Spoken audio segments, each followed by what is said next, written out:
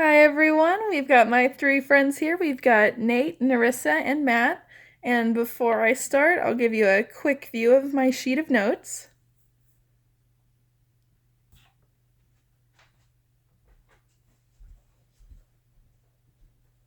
Hi everyone, my name is Amanda Simpson, and I'm currently working on getting my bachelor's degree in psychology with a minor in human services. And right now I'm taking this communications class as a prerequisite to fulfill for graduation.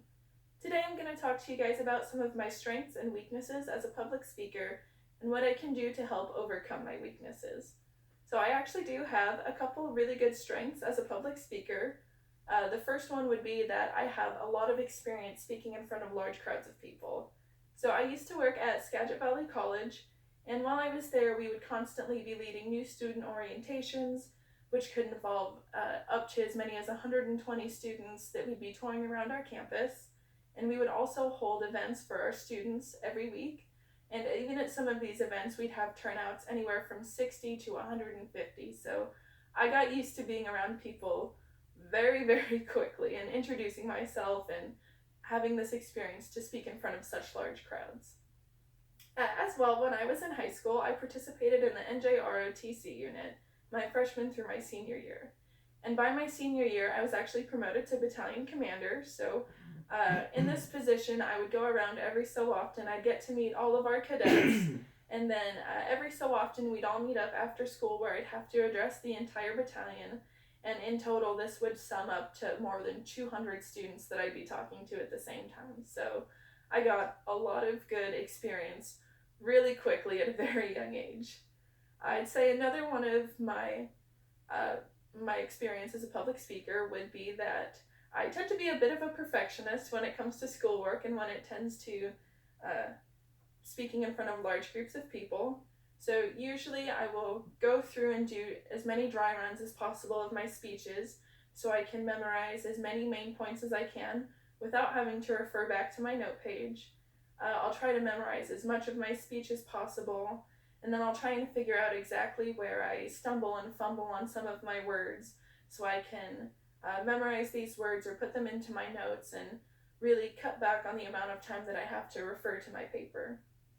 However, even with all of my experience as a public speaker, I still do have some weaknesses. I'd say that my first one would be that my nervousness tends to be pretty visible to the audience members. I tend to be a little animated and I talk with my hands. There's a lot of hand movement going on. It's really hard for me to stay still because I usually get the jitters, and my voice tends to sound like it's shaking because it's so difficult for me to push down my anxiety and my nervousness. I'd say the other one is that I actually tend to forget specific words when I'm under a lot of pressure. So during speeches in front of large crowds or during interviews, it's really difficult for me to retain as much information as I've been trying to memorize. Overall, there are measures that I can take, though, to improve on my weaknesses as a public speaker. For example, what I can do would be some deep breathing exercises before going on into a large crowd of people. So, something that can lower down my heart rate and reduce my level of nerves. And I could also tighten up and then release the muscles in my legs to kind of reduce some of the stress and pent up adrenaline that I have. I'd say another one would be that I could do more dry runs of my speeches and figure out exactly where I'm messing up and which words that I'm forgetting. And instead of forcing myself to memorize them, adding them into my notes and highlighting them in bold so I can just refer back to my notes if I'm having a lapse in memory.